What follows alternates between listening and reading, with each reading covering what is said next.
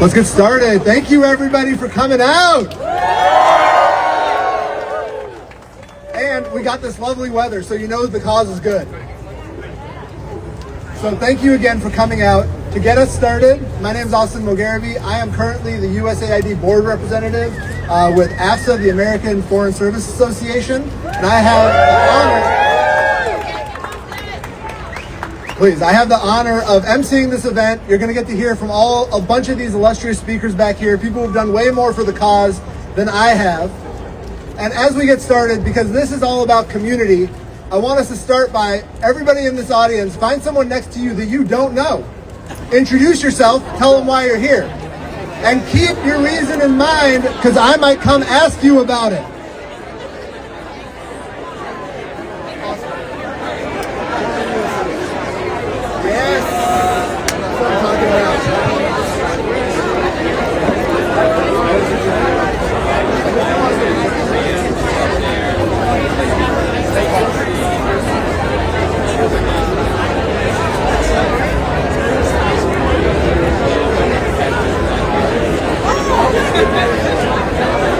Love it. Thank you, everybody. Thank you for humoring me.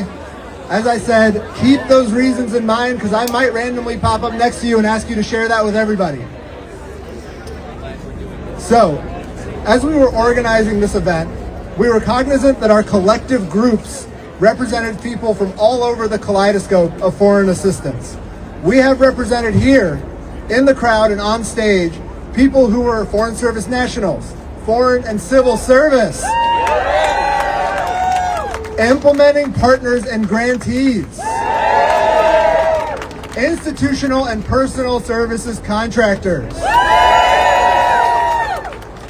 But what unites us and why we're here together is because we all believed in service. We still believe in service. Service to our country. Service to those in need. Our ability to continue that service was demeaned and then taken away when USAID was illegally dismantled. Ooh, yes. We organized this event to remind each other of the contributions we made to our country and to those in need. But equally to make clear to policymakers in Congress and the White House that our service is not finished. That we won't stop finding ways to help those in need. That we won't stop working to make our government stronger, more representative, and more effective. That we will continue to hold our leaders to the ideals our nation was founded on, and that we sought to exemplify in our work. That foreign aid wasn't charity, it was strategic. Our work at USAID saved lives at little cost to the American taxpayer, even as we effectively achieved our primary objective, advancing U.S. foreign policy. So friends, including those streaming this online, thank you for joining us. I'm sorry to say that our nation still needs our service, even without our offices, without our programs, and without our paychecks. And let's be honest, when has a lack of funding, support, or infrastructure ever stopped someone who works for USAID?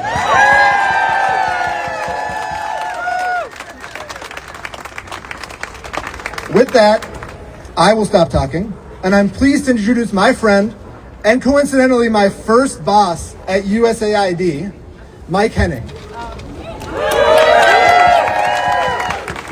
Mike dedicated 31 years to promoting democracy with USAID in both the civil and foreign service. In addition to prior service on the AFSA governing board, last year he was elected president of AFG Local 1534 that represents 8,000 civil servants at USAID, state, and DFC. Over to you, Mike. It's so great to see people. My dear union brothers and sisters, members of the USAID community, and fellow citizens of the world. We gather to mark the one-year anniversary of a direct and vicious attack on what it means to serve this nation and to make a career of serving humanity. We at USAID were the first to suffer, but far from the last. We tell our story and we fight back. And we hope that others will benefit beyond ourselves and the millions who previously benefited from our good works. We continue to serve humanity. John Kennedy told the first batch of USAID mission directors that America exerts influence by maintaining freedom. He said, and I quote, "As we do not want to send American troops to a great many areas where freedom may be under attack, instead we send you." End quote. We were sent to these places, to these difficult places, unarmed. Offering what we offered was a helping hand, the symbol of our agency. President Kennedy also warned that group of mission directors, that first group in 1963, said, "Without thinking, many people oppose foreign assistance." He said, "Because of that, you will not have farewell parades to you as you leave, or parades for when you come back." Well, a year ago, we had kind of a parade right here. We, who trooped all over the world, year after year, in service of America, we were paraded out of these doors, right behind us, under armed guard, no less. I will let others speak about how foolish it was to disparage USAID's mission and insult loyal public servants, let alone to break so many laws and official rules in doing so. What I want to leave you with, though, is what we can do about it. And one key ingredient for our success, a success which we know will come, the way we win, the way we have this success, is with solidarity. I and so many of us worked for decades to promote democracy in other countries. Here at home, we enjoy freedoms and rights that even now, with our rights so under threat, rights that many others around the world can only dream of having. Countless of our forebears fought, were persecuted for, and died to win us those rights. I myself have an ancestor who was shot at Gettysburg fighting to keep our nation together. I have another who died in Lexington Green in the first battle of our war that we fought to beat back the world's most powerful tyrant. We all come from and build upon those who went before us. And how were we able to defeat the British dictator, save our union in the Civil War, secure civil rights in the 1960s and 70s?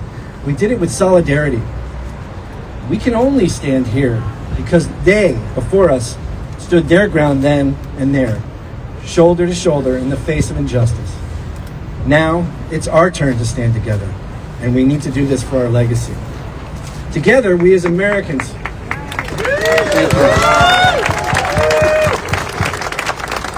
Together, we as Americans can overcome anything that challenges us. We have the power. This administration doesn't want you to feel powerful. They don't want you to have agency, to take collective action. Our unified efforts are the greatest threat that they face in their goal to continue abusing power. The acting administrator of USAID, Russell Vogt, and the president almost took away an agency, almost. But they have not taken away your ability to act together. How should we join together to show our solidarity? No surprise, being from AFG, I'm going to say you join the union. You pay your dues. If you don't have a union where you work, start one. If you don't like the way your union is working on your behalf, change it. You still have agency. You can make change. You made a difference in the world, and you still can. You can join a political party. If you don't like the way your political party is working, change it. Join a community group. Join other associations. The workers of USAID and international development know how to help others. So many are helping. USAID alumni have raised money to help former staff with basic needs. USAID staff and our colleagues have set up a number of self-help and advocacy groups, new organizations. It's really stunning. You're going to hear from some of them. These initiatives sprang from small groups of people who wanted to change things for the better. There's a lot more to do. There always is. So let me just conclude and say, right before we get back to work after this rally, working to make change, let me ask you just a question. Have you paid your dues? Okay? Our forebears have paid their dues in ways great and small. You have to do the work. You have to do it in fellowship. You have to do it in unity, in solidarity. We all need to ask ourselves, have I helped my brothers and my sisters enough? Have I paid back for what was given before me? And am I sharing that which we need to continue to convey our legacy? The more you give to benefit our nation and our world, the more you and your successors will be paid back, many times over, in the form of greater justice. Thank you.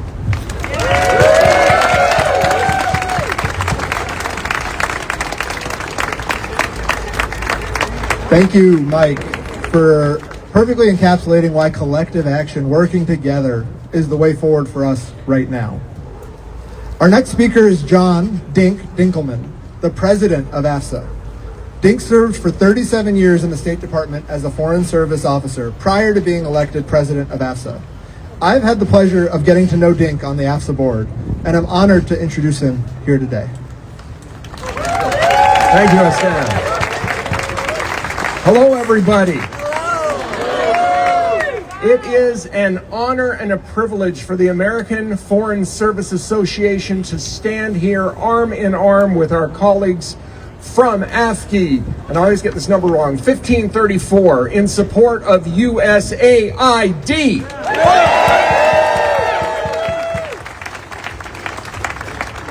But enough about me, let's talk about you and USAID. First off, allow me the opportunity to thank you once again for the service that you rendered for the country that we love. Yours, yeah, go ahead, applaud. This is not the time to hold back, people. Your sacrifices, you notice I got a text here, so I will not deviate from it because, of course, this is the cleared text, right? Your sacrifices and dedication are a testament to the best that America has to offer and a true demonstration of what it means to be an American. I have had the privilege for almost 4 decades of working side by side with USAID employees, and I witness what they have successfully done on behalf of our country, our people, and what they continue to do inspires all of us. What this administration has done to you and to USAID is a tragedy, a travesty. And a tragedy. Travesty, tragedy, what's a word among friends, right? But I'll tell you something, people, your actions will always speak louder than their accusations, their allegations, and their anonymous aspersions at your integrity.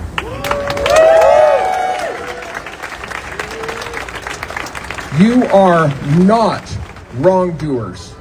You are public servants and professionals who answered the call to serve. You are not criminals.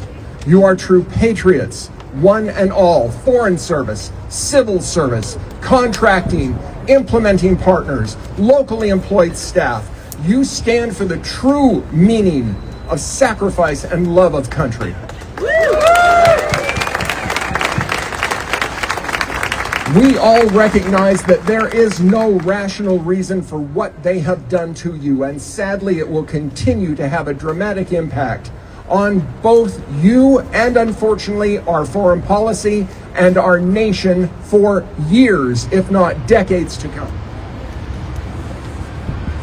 America is less safe as a result of it. And as we now mark 1 year of this injustice, I reassure you that the American Foreign Service Association will stand with you. We will continue to represent your interests. We have not and will not give in to the narrative that USAID is finished. I am inspired every day by the strength shown by this amazing group of people. You give hope to the ideals of USAID and the values of our nation. Your dedicated public service and continued desire and focus on serving the American public is being noticed and will be remembered. This is not the end. We will fight for the long haul. We are one USAID community. Thank you for your service, and God bless America.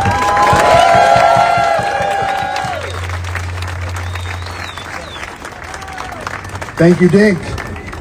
Now we're going to see how long this cable can go. Not running into anybody. How are you doing, sir? Hello. So I just wanted to ask, why are you out here today? I'm here because I love USAID and the people and the Foreign Service nationals and the overseas missions.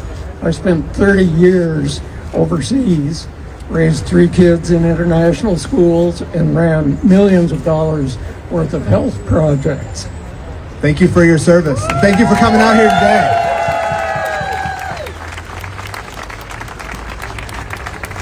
All right, so now we know this cable doesn't go very far. Thank you for being a good sport, sir. Really appreciate it. So our next speaker is former agency counselor Chris Milligan. He is here representing the USAID Alumni Association. Thank you, Chris. Thank you. Wow. Can you feel the energy here? We are USAID and we are strong. Friends, colleagues, champions of progress. Last year was a defining moment for USAID and for all of us. And you know, at USAID, we are no strangers to challenges, but it tested us. But it also showed us the depth of our values, the strength of our community. We stood with each other and we remained committed.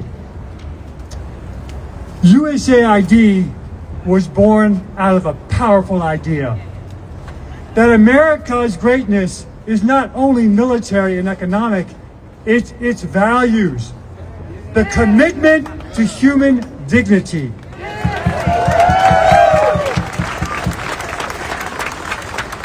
And for more than 60 years, Republicans and Democrats alike stood behind that vision.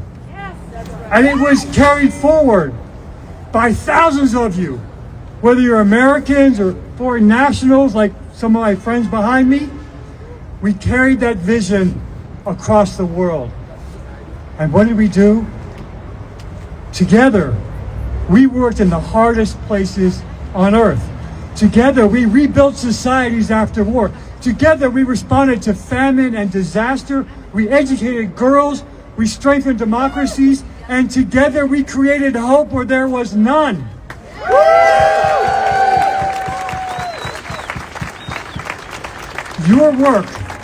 Your work represents the best of America. Compassion with competence, generosity guided by accountability, and leadership rooted in partnership. Let us be clear. These values did not disappear with the dismantling of USAID. They live on. They live on in people like you. They live on in the communities that are now thriving and whose lives were improved. So today, we do a lot more than remember an agency. We honor the people who serve. Particularly those who gave their lives in that service, and you all know someone who gave their life in the service of USAID in their country. We honor the belief that American leadership means investing not only in weapons and walls, but in people and possibility.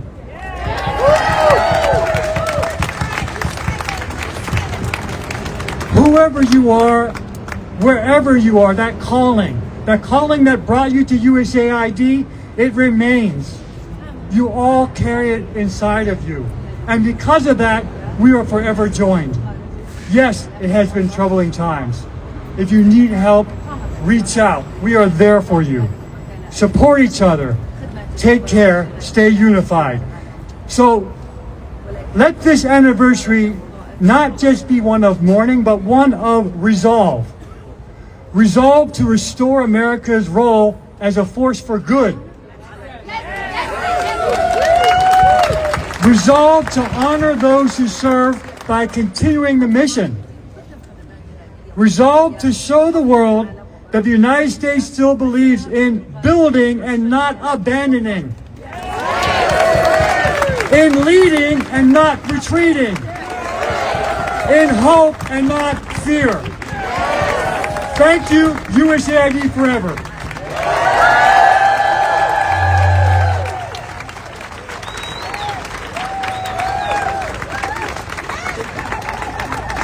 Thank you, Chris, for reminding us about where USAID comes from and what we need to do moving forward. So So when I joined USAID, the first piece of advice that I got was, this job is what you make of it. No one will build it for you. You have to build it for yourself. I thought of that advice as I prepared to introduce this next group of speakers. At a time when we were all trying to figure out what was going to happen next in our lives and in our careers, these women charted their own paths and lifted us up in the process. Laura Pavlovich from our USAID community, Amanda Natara from Aid on the Hill, and Catherine Baker from One Aid. They and their colleagues stepped into a void to help organize us, collect information to tell our story, and helped our colleagues access resources and assistance during difficult times. They continue that work today. So it is my privilege to introduce Catherine, the first of the trio to speak, who is the Managing Director of Strategic Partnerships and Communications for One Aid. She spent 13 years leading recruitment and new business efforts for USAID implementing partners, and also knows a lot more about technology because she set up the live stream, so you can thank her online for making this happen.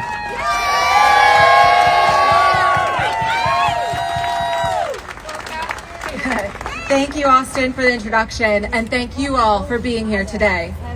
One Aid is a grassroots effort that serves as an information and connection hub. We represent over 16,000 members and followers across the globe, but we know there are hundreds of thousands of professionals like yourselves committed to USAID's mission and legacy. In the winter of 1776, Thomas Paine wrote, "These are the times that try men's souls. The summer soldier and the sunshine patriot will, in this crisis, shrink from the service of his country. But he that stands it now deserves the love and thanks of man and woman." One Aid's call to action is a renewed commitment to our community and to service. We stand in service to one another, the global workforce of USAID staff and implementing partners who worked as one to promote the common welfare. We stand in service to the American people. We all uphold the ideals enshrined in our Constitution and act in the public interest. Lastly, we stand in service to our local partners and communities. Without their collaboration, none of USAID's achievements would have been possible. Their contributions and needs have not been forgotten by those of us who worked with them hand in hand. If the people in power will not do so, then let us express our love and thanks to one another for our dedication and sacrifice. Thank you for supporting each other. Thank you for every job you have shared, for every reference provided, and for every networking connection facilitated. Though confronted with hardship and division, we must remember to be each other's greatest advocates.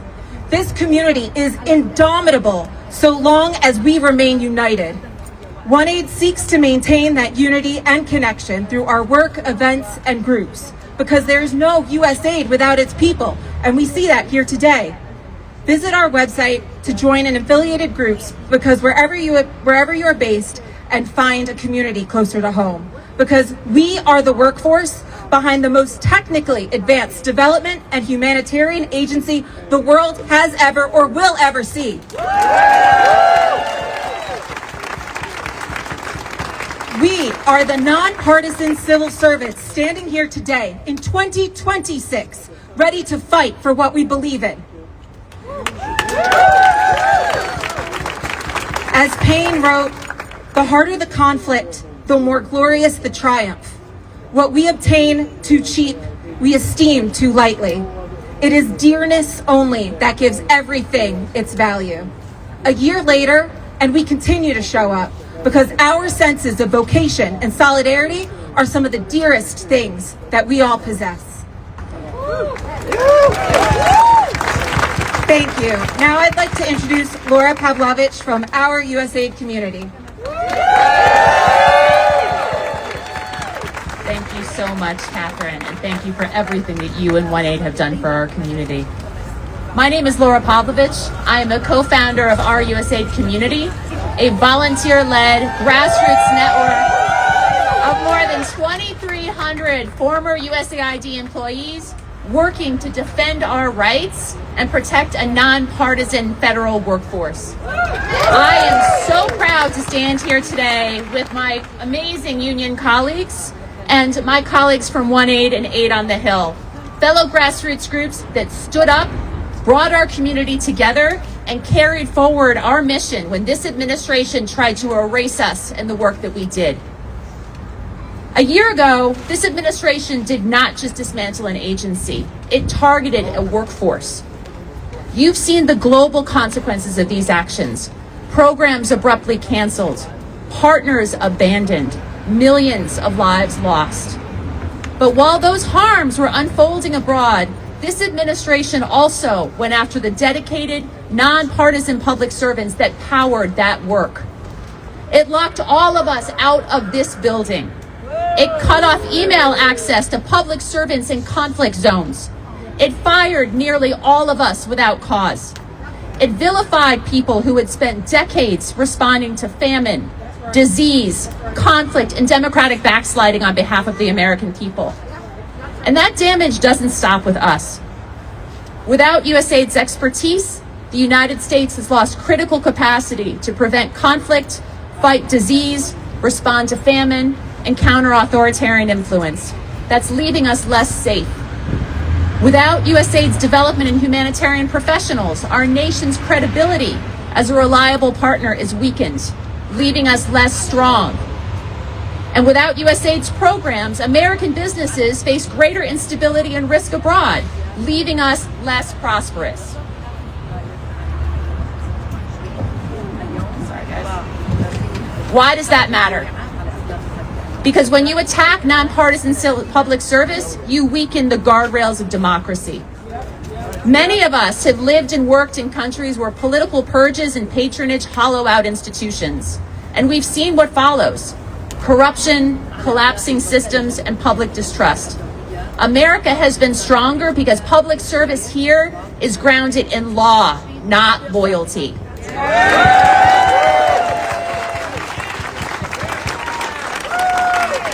USAID was among the first agencies targeted. It was not the last. Across our government, professionals with irreplaceable experience are being pushed out. The capacity to provide the services and policies that people count on is being degraded. Public faith in democratic governance is being strained. And if politically motivated removals go unchallenged, it lowers the bar for every administration that follows. But we are fighting back. Our unions and our employee associations are fighting back. Our partners are fighting back. Thousands of our colleagues are fighting back, and it has been the honor of my lifetime to support all of you. We are defending the rule of law. We are challenging the unlawful dismantling of federal agencies. We are challenging unlawful terminations. We are challenging unlawful impoundments. We are challenging and defending collective bargaining rights and due process. And what we've learned is this: the only path through to accountability is one that we take together. That fight is not easy, and it will be long. But we know from our own history that it is collective action that has changed our society for the better. And this is our moment to stand up. So do not normalize what happened to us. Call your members of Congress and demand oversight. Demand the restoration of the civil service protections that it took this country a century to build. Support the lawsuits. Support your colleagues that are fighting them. And support the rule of law. Because what democracy looks like is not silence in the face of institutional destruction. It looks like an agency and a community that refuses to disappear.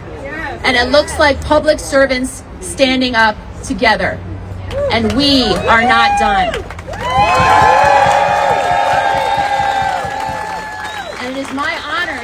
mic over to Amanda Notaro, my amazing colleague from Aid on the Hill. Thank you, Laura. Thank you, Kat. And thank you guys for being here. My name is Amanda Notaro. I'm founding member of Aid on the Hill, a bipartisan grassroots organization started in February 2025 and made up of former USAID staff, direct hires, ISCs, PSCs, and USAID implementing partners. Now, I know I'm preaching to the choir, but I want you to know that 12 months ago, they thought they could lock us out of this building. They thought they could criminalize our work and mask the humanity of our partners with vicious lies to keep us down. This administration tried to bury us with shame by covering our images, our signage, burning our supplies and materials, threatening our livelihood, and compromising our safety and human rights. But a year later, we are here defiantly in front of this building, making sure this country and our lawmakers do not forget our life-saving work and the work that USAID did. This administration would have you believe they were successful in diminishing our light, our legacy, and our history. But they weren't counting on USAID staff and the USAID family from around the globe coming together and joining and creating entities like Aid on the Hill. With nothing holding us back, Aid on the Hill showed up to meet the moment and to demonstrate to lawmakers that this is democracy. This is a democracy, and this is what democracy looks like. It looks like grassroots advocates printing out and hand delivering over 2,000 letters to members of Congress. It looks like 500 meetings with congressional offices.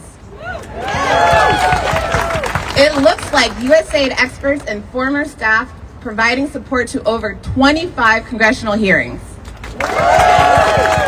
It is the nearly 100 publication and resources written by you all, written by USAID staff and partners. It is the countless hours of volunteer work, the continued advocacy, education, and research that utilizes our passion and expertise to remind members of Congress how pivotal our work is, not just to U.S. national security, but for global peace and security. Because as Dr. King demonstrated 63 years ago in his letter written from a jail in Birmingham, injustice anywhere is a threat to justice everywhere. Our letters have power, our presence means something, and our fight for justice is not over. So when I ask you to show me what democracy looks like, this is what democracy looks like. It's the over 600 members of Aid on the Hill.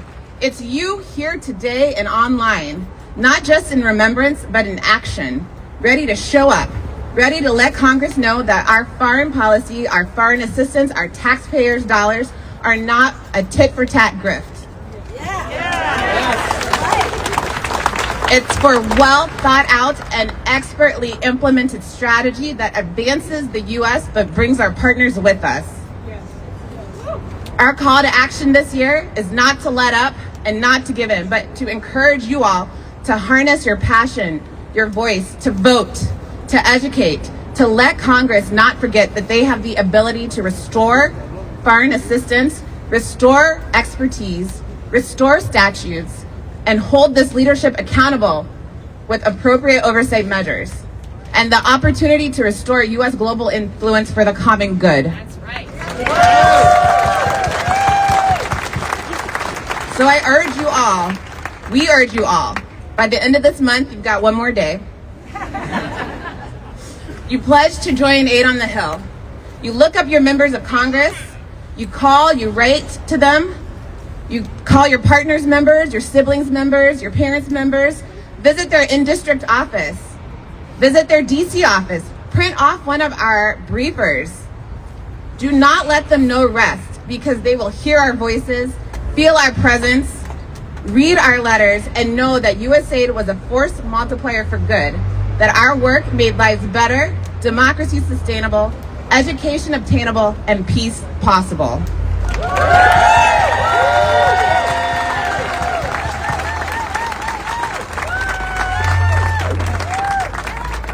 don't know about y'all, but I'm fired up.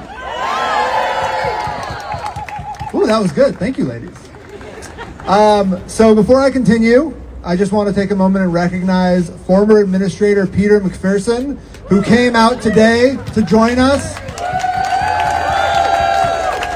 Thank you, sir, for your service and for being willing to stand up with us and be here today.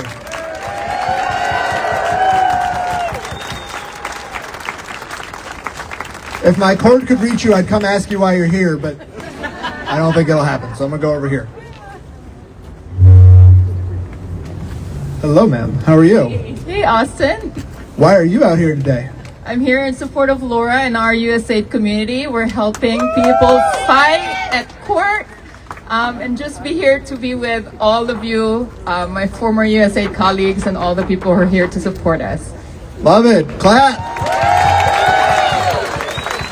One more.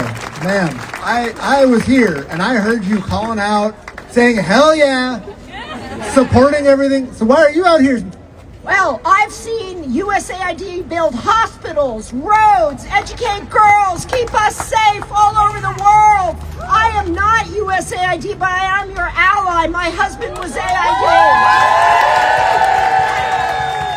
You represent the best of America, not war-making, but soft power, diplomacy, peace building, and I love all of you very much. Show me what democracy looks like. Love it. Love it. All right, sorry, I'm coming back. All right. Our last speaker today is Maria Price Dethridge, who will administer. You have a following. She's going to administer the oath of office that civil servants take upon joining the government. So, Maria, I'm going to hand it over to Sherry.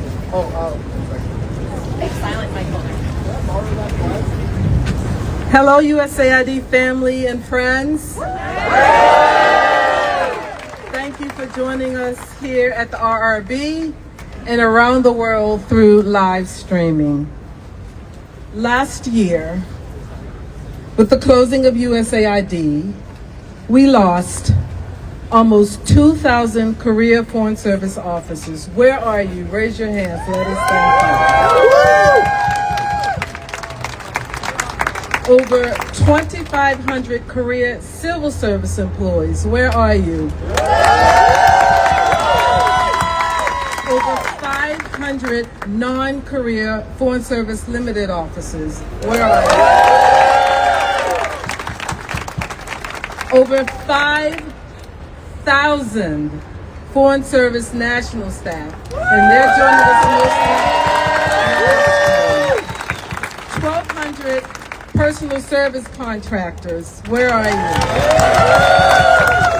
And over 5,000 institutional support contractors. Where are you? I became a public servant on July 30th, 1989, because like you, I wanted to serve. In a Fed Women Lead interview at the White House over a decade ago, I was asked to describe public service. My answer was this: being a public servant means being able to give the best of me to ensure the best of others all across the globe. For me, it is that simple. And now, after 34 years of federal service and 20 years in the senior executive service, January 27th, 2025 was my last day in duty status, along with many other most senior officials in USAID at that time. January 27th was my date. What was your date? January. Scream it out. What was your date? February 14th. You and I know it was more than just a date. It was a line in the sand. It was a before and an after. And we all felt it in different ways, but we all felt it. We lost jobs, we lost teams, we lost projects we loved and cared so deeply about. And all of us lost an important chapter in our lives. My friends, it's okay to say it hurt. It hurt not just for you and me, but for those we partnered with to serve. It was disorienting. It was painful. And for many of us, it was also quite traumatic. Because we carried not just our banners, our badges, and our binders out of these doors. We carried grief. We carried uncertainty. And we carried questions about how to fill the void of service without the name USAID. But here's the truth.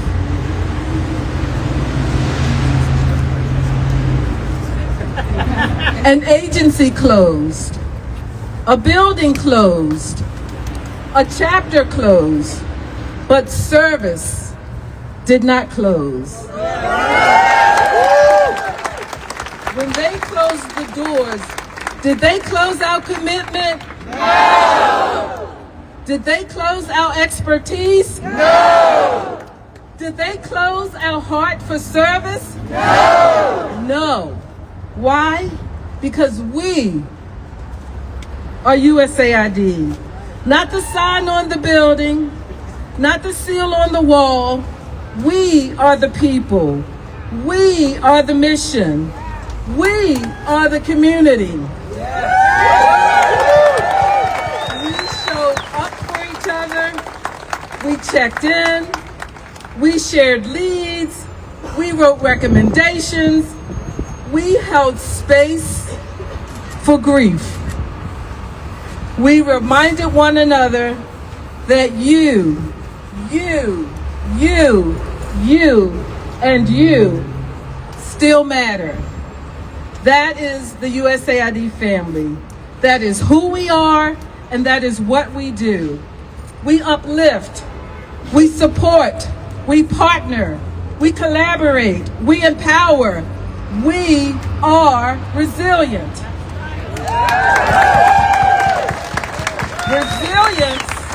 Resilience is saying, yes, it hurt, and we're still here.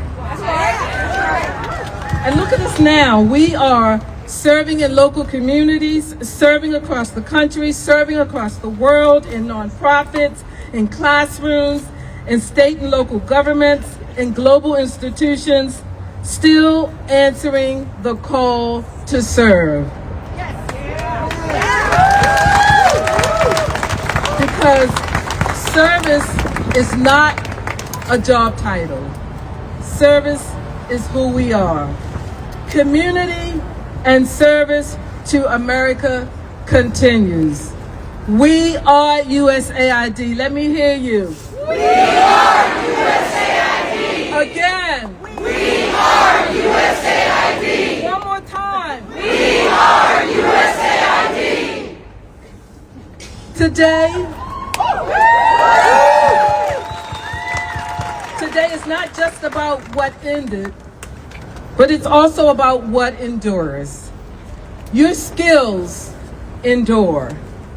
Your integrity endures. Your commitment to the American people endures. Your commitment to the world endures. So stand tall, stand together, stand in the knowledge that your service mattered. And it still matters. And now, as we look forward, and not behind, and as we recommit ourselves to public service in whatever form that takes, I invite you to join me.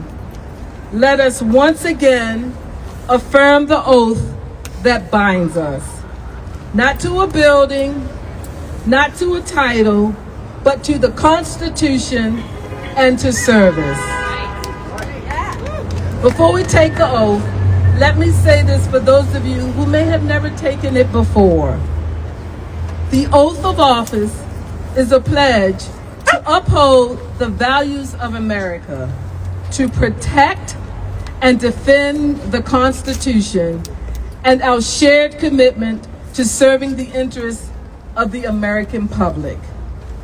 For these reasons, regardless of how you worked at USAID, we feel this oath resonates now for all of us.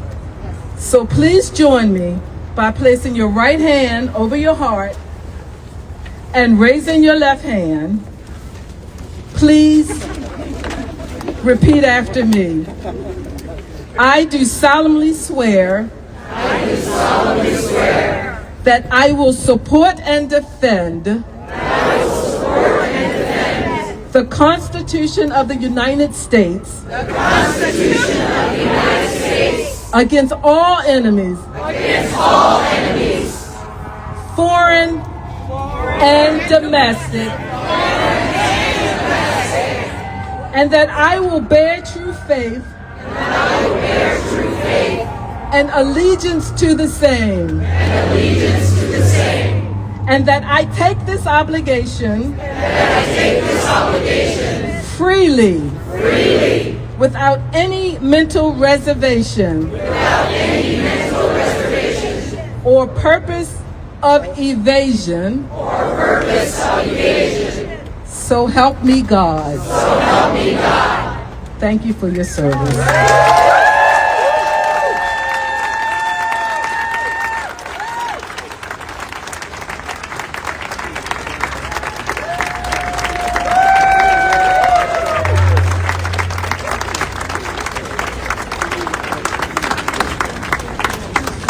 All right. That is a great way to end, and so I will keep my remarks short. I just want to thank a few people who are behind the scenes, not any of us who've been, celebrated enough. First, Dan McDonald, who is responsible for helping get us speakers, get us space, make sure that this can happen. Another one who's watching online, Randy Chester, our USAID VP at AFSA. He spent a lot of time and work getting this organized. In addition to Administrator McPherson, I know that we have some former ambassadors in the crowd, and I want to thank you for your courage and your willingness to come out and support USAID. I want to thank my friend Brian here, who's volunteering his time with us today. He didn't have to do that. He didn't have to get up on your stage. So let's give him a round of applause.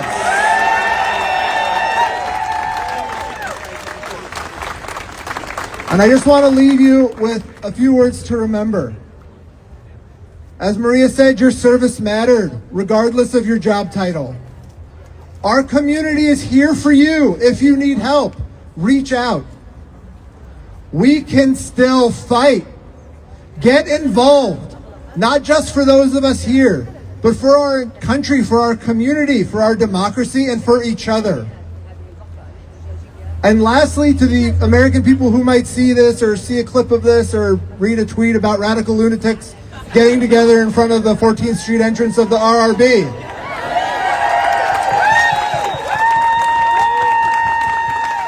We are not here fighting for a political party. We are not here fighting for our jobs and a paycheck. We are here fighting for you. We are fighting because we worked for you while we served. We still work for you right now, and that work will continue until we can no longer do it. So thank you for your support to everybody here. Thank you to our speakers. Thank you to all the organizations. Take care. Say hi to your friends. I haven't seen a ton of people from here for a long time. Thank you, thank you.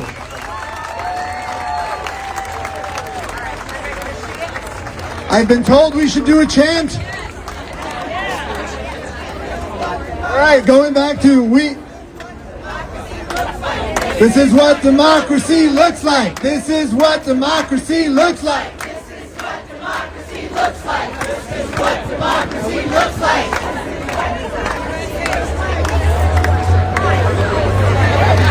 USA, USA, USA, USA.